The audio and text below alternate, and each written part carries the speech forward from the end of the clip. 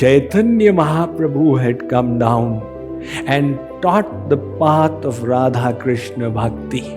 The same Chaitanya Mahaprabhu came down after 500 years as Kripaluji Mahaprabhu, and he took those teachings to the next level. So this Kashi Vidvat Parishad was the supreme body of Vedic scholars. Those scholars took it as a challenge. They said, go and teach Kripaluji a lesson. Two scholars came to escort Maharaj. On the way, one said, you have come to debate with us on scriptures. Maharaj said, you scholars have insulted many saints in history. I have come to settle the scores. Sri Maharaj at the time of his appearance in the planet Earth in the year 1922, in a little village called Mangar in Uttar Pradesh, hiding his divinity, he behaved in so many simple, ordinary ways, and yet when the time came, kept on revealing the purpose of his descension in our earth abode. Maharajji's goal was now to create a platform and credibility for revealing the import of the scriptures. So he organized a convention of saints called Santa Sammelan in the holy place of Chitrakoot, associated with the pastimes of Lord Ram. So the invitation was sent to all the prestigious saints, the Pandits, the Bhagavad Gita-kars, Ramayanis, Bhagavatkars, Gaddidhari, Jagadgurus, etc. of that time. And he arranged this Sant Sammelan with the sponsorship of the Raja of Chitrakoot. And he took his devotees there. There were about 30 of his satsangis. So there he arranged for the stay of all the saints who were to come. The list of 70 saints is still available. So Maharajji, with so much of humbleness, he took on the responsibility of Swagatadhyaksh, one whose duty is to welcome people and to take care of their needs. So any saint who would come, Maharajji would go with the chhatra, the umbrella, barefoot, and escort that person to his quarters and ensure that the arrangements were complete. So on the first day of the Sant Sammelan, Maharajji began the program as the Swagatadhyaksh, the person welcoming. He said that the most eminent saints of India have gathered here. And we have a huge audience that is all eager to receive knowledge from such personalities who are undifferentiated parts of the Lord Himself. He said, we have 4 questions on which we would like to be illumined. So he placed before that assembly 4 questions that would require knowledge of all the scriptures to be answered properly. The first question was that there are so many scriptures all presenting different viewpoints. Please reveal the unity between the teachings of these Vedic scriptures to show us that they are actually manifesting from one source. Similarly, a second question was that previous acharyas have presented so many pathways to the Supreme. Advaitvad, Vishuddhadvaitvad, Vishishtadvaitvad, Dvaitadvaitvad, Achintya Bheda Bhedvad. So we wish to understand the beautiful similarity between the teachings of all these saints. Please reconcile their messages for us. And similarly, a third question was, in this age of Kali, when the atmosphere is not pure, people's health has deteriorated and lifespans have reduced, their chitta vritti, the mind, is agitated. They cannot strive for extremely difficult means of purification. What is the importance of devotion to Lord Ram and Lord Krishna and the path of Bhakti Yoga in this time? So those questions he placed were such that they needed deep knowledge of all the scriptures. Now, the saints who had come, they've all had their limited scholarship. One would speak on the Gita, the other would speak on the Bhagavad or the Ramayana. The audience would repeatedly send a message to the stage that those questions which Kripaluji asked, we wish to hear the answers to them. So on the fourth day, one of the saints, Pathikji, who had come from Kanpur, he got a group of them and with great annoyance he took the mic.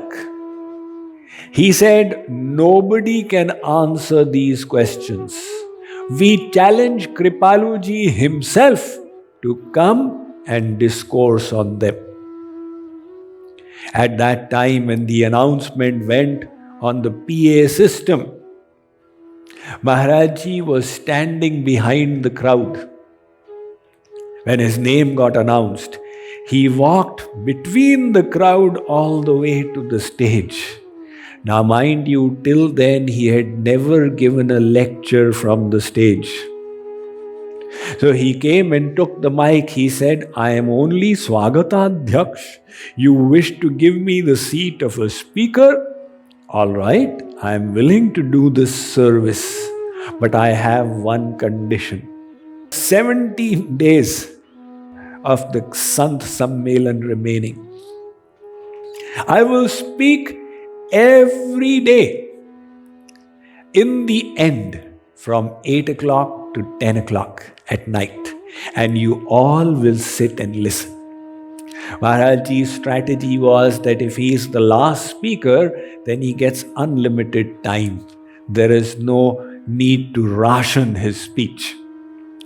So every night, Maharajji would start speaking, and for his speech, the crowd would swell even more. Now, when he would speak and he would quote from the scriptures, use worldly examples, such crystal clear logic, people would be spellbound. And Maharajji's satsangis who had come, they would listen and say, is he our Maharaj? We didn't even know he has such knowledge of the scriptures. And then at the end of the convention for that day, people would retire. Maharajji had arranged for some boats in the river Mandakini that passes by Chitrakoot. So he would take his satsangis onto boats, and then they would sing Hare Ram Kirtan till 2 a.m. After that, they would all go to retire, and by 6 in the morning, Maharajji would be in the service of the saints who had come. So this went on day after day after day. Now, amongst those participants was the Vice Chancellor of the Kashi Vishwavidyalaya, the Banaras Hindu University's Vice Chancellor. His name was Sri Giridhar Sharma Chaturvedi, the knower of the four Vedas. He got extremely impressed. After it was all over, he went back to Kashi, which is the city of Vedic scholars. And he said to them, I heard this young boy there. Maharajji's age at that time was just 32 years. He said, I heard this young boy and his knowledge is deeper than anything I've ever witnessed.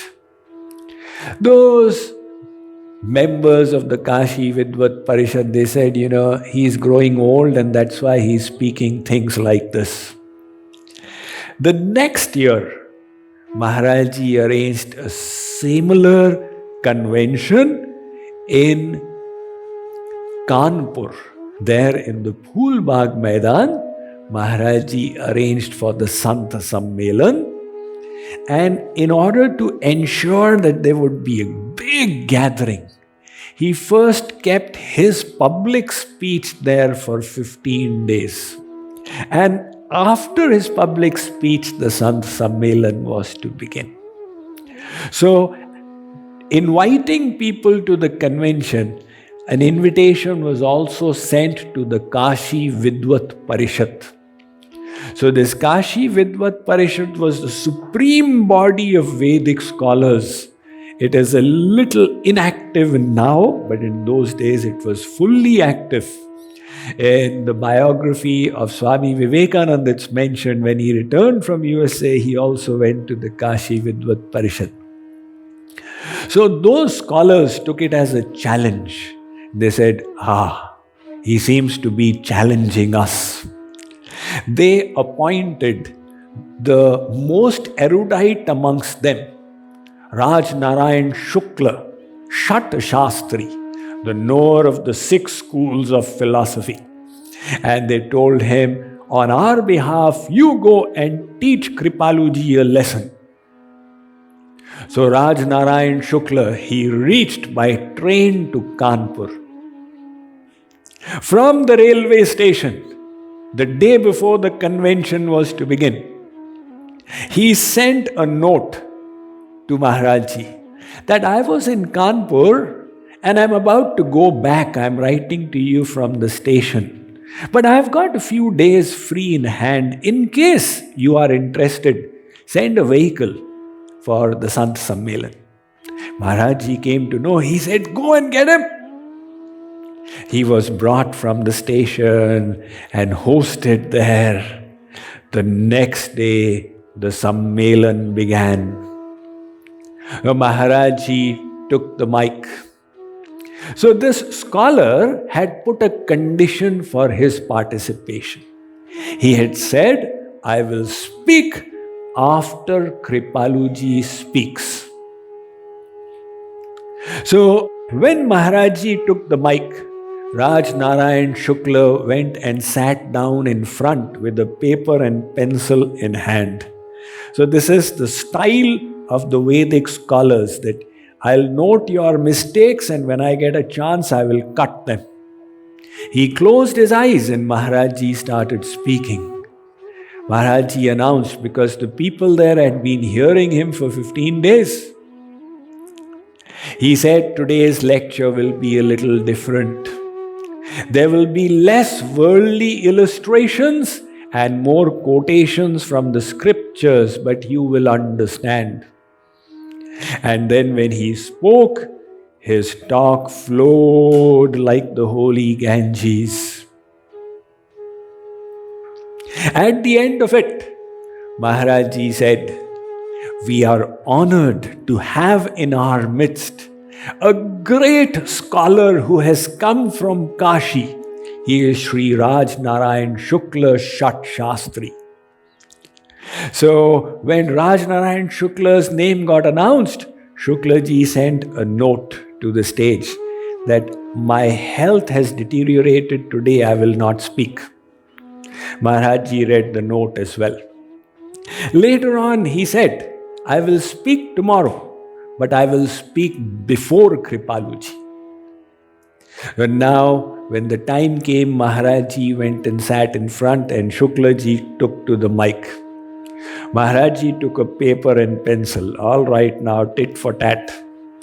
But Shuklaji started praising Maharajji so much. He said, we scholars, you see, just to be a scholar doesn't mean you are a saint. Scholar means the theoretical knowledge is proficient. So, if there is only theoretical knowledge and no sadhana, it can lead to a growing of pride, which often happens. So he said, we scholars of Kashi do not accept anybody as a knower of the Vedas easily. We test, we engage in debate, we taunt, and only after having tested in a variety of ways do we acknowledge someone's learning. But I wish to tell you, I heard the discourse by Kripaluji yesterday and I am so impressed. I want you all to recognize his divinity, to appreciate the importance of the simple wisdom that he is presenting and to benefit from it in your life. He invited Maharajji to Kashi and Maharajji said, all right, you arrange for a meeting of your Vidvat Parishad and I will speak there. So he returned and they called over Maharajji's secretary to finalize his talk there. They told the secretary that when we have this assembly, we only discuss in Sanskrit. So if Kripaluji speaks here, he will speak in Sanskrit. Is it acceptable? The secretary said yes. He came back and said to Maharaj that, I have committed you will speak in Sanskrit. Are you able to speak Sanskrit? Maharajji said, if you have given your commitment, I will speak in Sanskrit. So he went from there to the house of Mahabani and told him, Mahabani, the scholars of Kashi are calling me, should I go? Mahabani said, Maharajji, these people are notorious. They tried to steal the Ramayana of Tulsidas. They insulted Kabir Das. Swami Dayanand Saraswati, the founder of Arya Samaj, they fed him broken glass and killed him. Stay away from these people. Maharajji said, they can make me Jagadguru. You become Jagadguru? Maharajji was only 33 years. Or just turned 34. So he used to have Vatsalya Bhav to Maharajji. You become Jagadguru, go and see your face in the mirror. Maharajji said, all right, your daughter will decide. He had a 5-year-old daughter. So he wrote on a slip, Kashi jaye, go to Kashi. He wrote on another slip, na jaye, don't go. And he put them in front and said, okay, pick. The girl came and she picked. Maharajji opened it and said, Kashi jaye. Ha ha ha ha! So Mahabani ji said, you have done some mischief here. Let me do it. He wrote the slips, placed them in front and said, okay, lift my child. Again she lifted, go to Kashi. So Maharajji said, it is decided. He went from there to Lucknow. He had a devotee called Jagdish Srivastav. He wrote on his harmonium in Sanskrit, Jagadguru Kripaluhu. He predicted. Now, he arrived in the month of January in Kashi. These scholars had called him, but they were not so sure whether he was actually so learned or not. So they kept his public speech for the citizens of Kashi, and then they kept his lecture in the Kashi University, and then they invited him to the Vidvat Parishads. Now, the day of the lecture, 2 scholars came and an ambassador, so that used to be a big car in India. And Maharajji sat in between, and these aged scholars sat on both sides to escort Maharaj. On the way, one said, I have heard you have come to do Shastrarth with us. You have come to debate with us on scriptures. Maharajji said, of course not. I have come only to have your darshan. But you scholars have insulted many saints in history. I have come to settle the scores. So when he reached that assembly, a list of 100 scriptures was read out to him, that these are the prominent scriptures in the Vedic tradition. You will quote from these while speaking. And any scholar has the right to get up at any time and challenge your statements. Maharajji, his mischievous nature, rather than being overawed by the situation, because he was so confident, where the divine power is attached, there is no question of any uncertainty.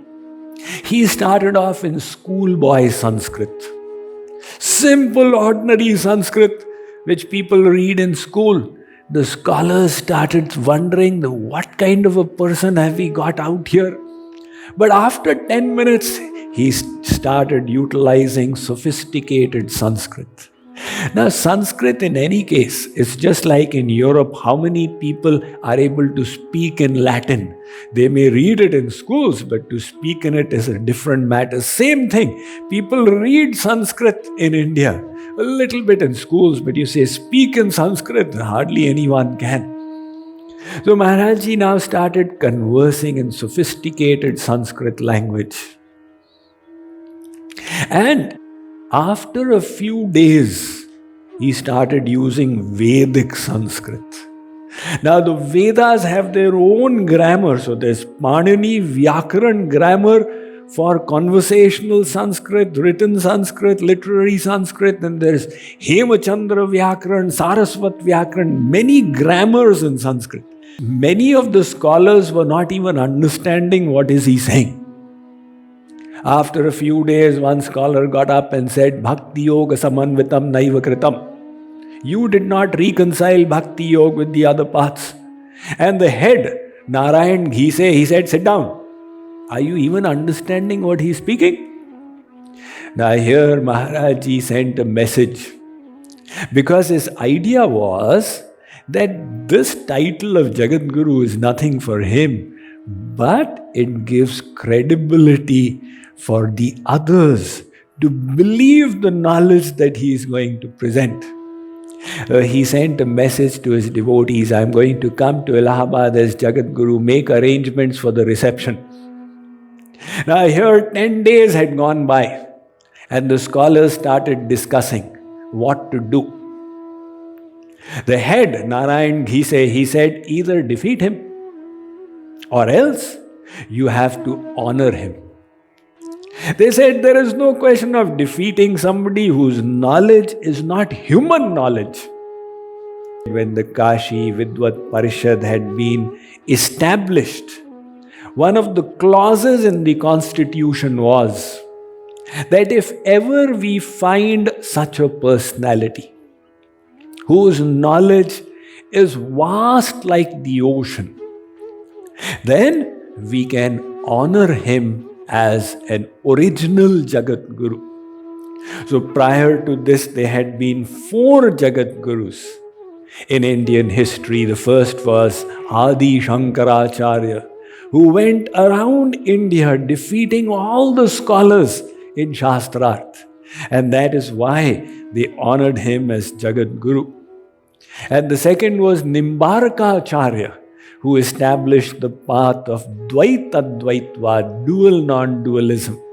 And the third was Jagadguru Ramanujacharya, who established the path of Vishisht Advaitvad, qualified non-dualism. And then Madhvacharya, who had come 700 years prior and who established the path of Dvaitva, dualism. So after a gap of 700 years, the entire body unanimously honored Sri Maharaj Ji as not only Jagadguru, but Jagadguru Tam.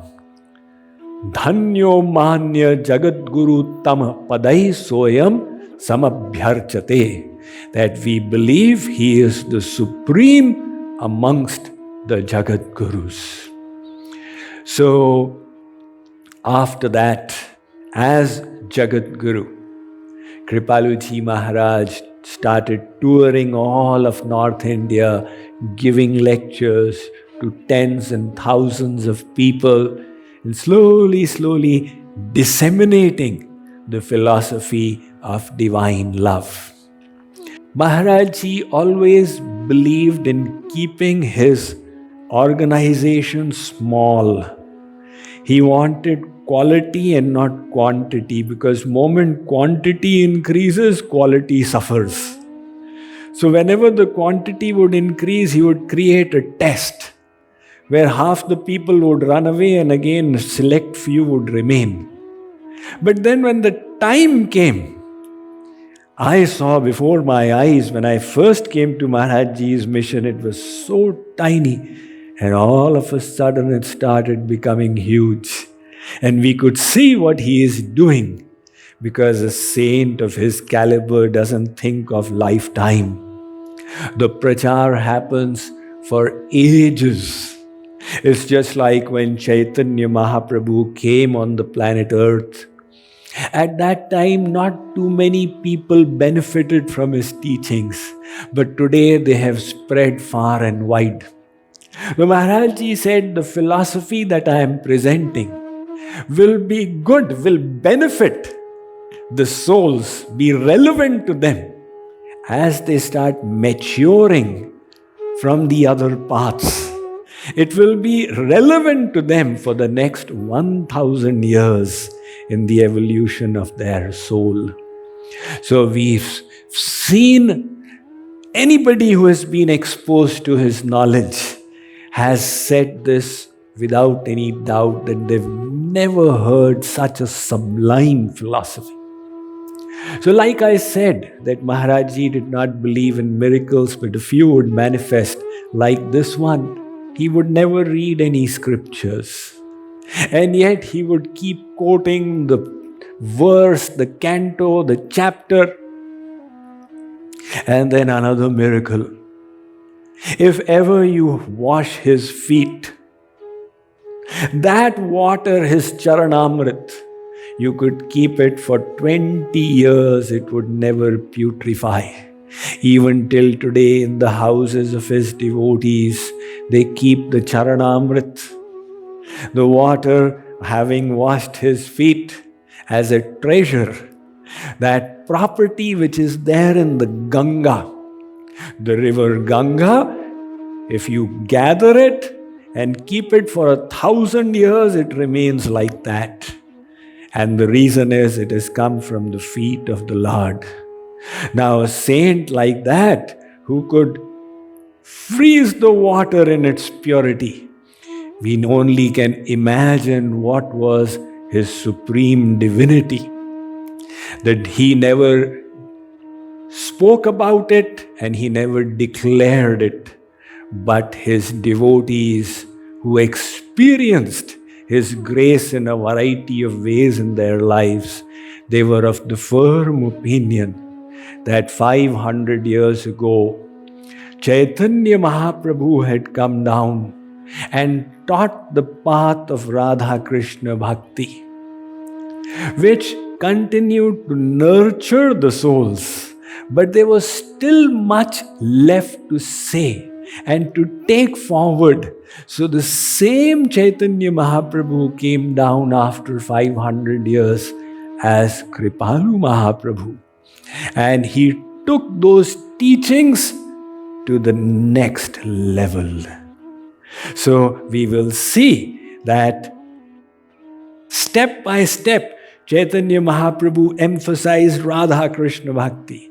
He emphasized devotion. And Maharaj Ji said, that's great, you are doing devotion. Now do selfless bhakti, nishkam. You are doing kirtan. Now ensure that your mind is in God, because you have been doing kirtan for 500 years now. Move on. So we see that those teachings, the purest, selfless, divine love, he taught it, he guided the souls to it.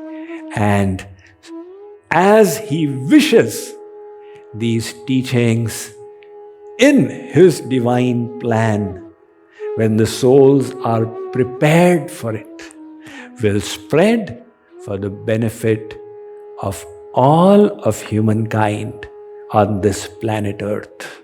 So on this day of Jagadguruttam Jayanti, we offer him our deepest gratitude and shat koti naman at his lotus feet. Boliye Bhakti Yoga Rasavatar Jagadguru Shri Kripaluji Maharaj ki.